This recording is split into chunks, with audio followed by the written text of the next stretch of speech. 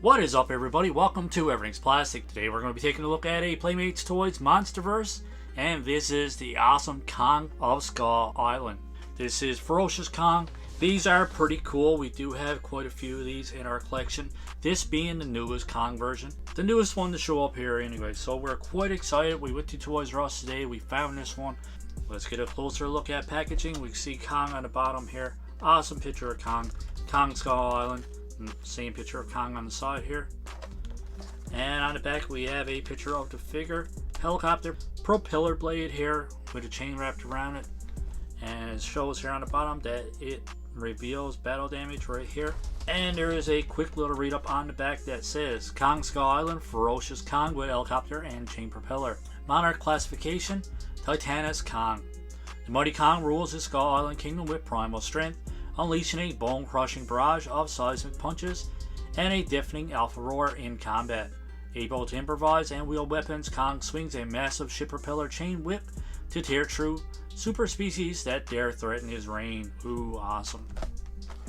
If you are unfamiliar with the channel, my son and I are big King Kong and Godzilla fans. So we are very excited to get this one, so enough talking. We'll be right back with Ferocious Kong outside of the packaging.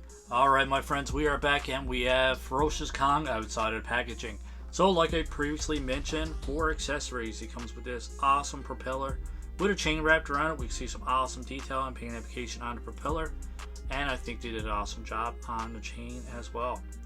We see this helicopter as well. A little bit of detail on this one. Obviously this one is going to look pretty cheap anyways. It is a basic toy line. The propeller doesn't swing or anything like that. Just a piece of soft plastic really. But yeah, still cool. We come with this little piece of his arm that we're missing right here. This actually pops on nice and easy. I'd say usually, most of the time it pops on nice and easy. Every now and then we'll get one and it actually takes a little bit of effort. Now we have his skin or his fur put back into place. We cover up that battle damage. We can get a closer look at Kong.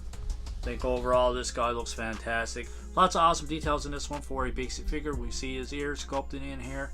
We see some of the details in the fur and how that's sculpted. See awesome detail in his eyes. The teeth are sculpted and painted very nice as well. We see all the details in the fur actually carries over on the back here as well. See there's a bit of detail on his feet here. We can see his nails, and even with his hands and everything else we can see his nails and detail and wrinkles on his knuckles as well. So pretty awesome detail on this one. Alright, so let's go over articulation. So for his head, it goes all the way around. For his arms, it goes up this far, all the way around. There's a rotation there as well. For his elbows, it goes to almost a full 90 degrees. There's rotation there.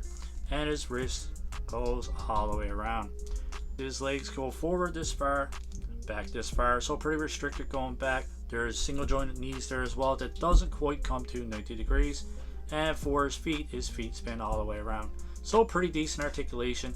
You can actually get a full rotation out of his leg too.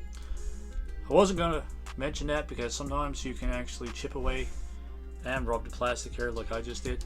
I don't recommend trying to get a full rotation out of his leg. Like I said, you can scratch up this plastic on this one pretty easily, which is quite unfortunate, but my son's going to play with these anyway, so it's definitely going to be more than one scratch or mark on this one once he's done playing with them. Let's put his propeller in his hand. So the propeller just pops into his hand like so. Doesn't clip in, doesn't have to, you don't really have to squeeze it in or anything like that. The way the chain is designed actually gives you a few options. So if you want it up in the air, just put it in his hand this way, and if you want it to kind of dangle a bit, then you can just kind of place it in his hand like that. So both work pretty well. Just depends on what kind of look you're going for and what you're doing when you're playing with this one. Alright, just to do a few quick comparisons, here we have him next to a Playmate Godzilla, and this one's from Godzilla vs. Kong. We have him next to the Mecha Godzilla and another version of Kong over on the side here.